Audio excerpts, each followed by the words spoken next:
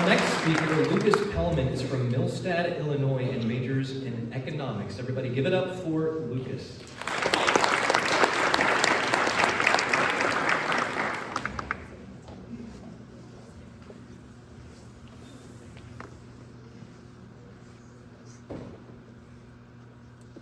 Picture this.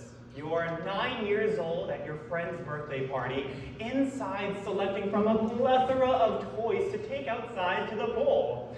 To avoid FOMO, you hurriedly pick up your toys and begin running towards outside, gaining speed faster and faster and faster as you hear the sounds of your friends playing grow louder and louder until thump!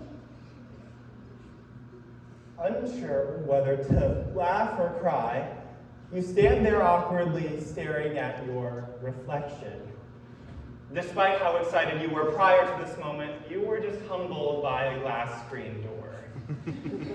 Growing up legally blind has certainly had its quirks, to say the least, but it has also compelled me to share with the world on a larger scale about disabilities. So today, let's talk about a timeline of disabilities, including the past, present, future, and how it applies to you, the MSU community. Let's dive in. As unique and one of a kind as I am far from the first case of a disability. So let's rewind just a little bit to the ancient times.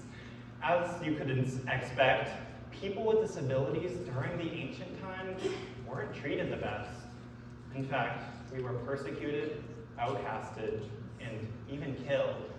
But despite that, there were some cases where people with disabilities were treated with respect. The 2019 article by David T. Mitchell and Sharon L. Snyder reports that ancient Athenians gave people with disabilities public funds to sustain themselves. And in the Middle Ages, religious friars sought to live among the disabled. So despite how oppressed you'd assume people with disabilities were, there were a few cases that say otherwise. Fast forward to 1990, when the Americans with Disabilities Act was passed to establish a legal basis for decreasing discrimination against people with disabilities. Despite this milestone, the ADA was far from foolproof. A 2025 journal article by Lisa Ramirez Stapleton, Cat Stephen Peace, and Edlyn Pena reports the success of the ADA in expanding legal protections for the disabled. However, it failed in fostering cultural awareness. In other words, just because people with disabilities were protected under the law doesn't mean that society became socially more aware. Now that we've talked about the past, let's talk about the present via the public perception of people with disabilities now, as well as how people with disabilities are responding. As a person with a disability, one question I'm always asked is, how bad is your vision? As I see it, people with disabilities are seen more for their limitations rather than their possibilities.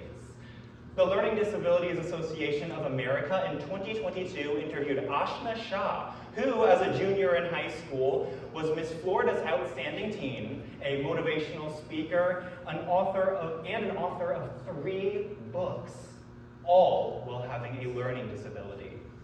In addition to striving for success, people with disabilities also participate in their own specialized opportunities.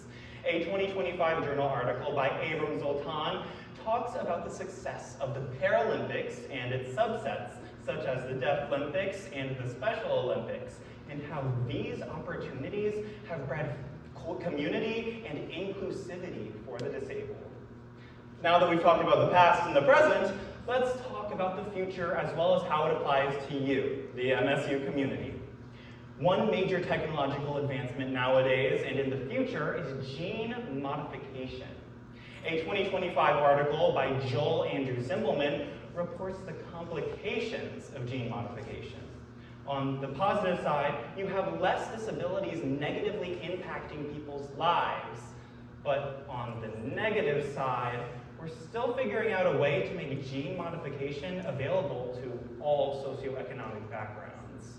Now, this is a great time to remind you that this is an informative speech, Not a persuasive one, so whatever you think of this information is up to you.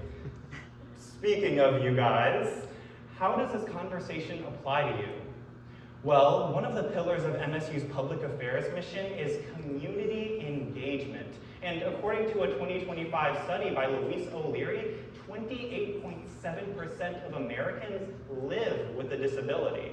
That means 1 in 4 people in your community could have a disability. And me personally, I think it's a little bit contradictory to say, we foster community engagement, unless they're disabled. Today, we talked about a timeline of disabilities, starting with the past, then the present, and finally the future, as well as how it applies to you.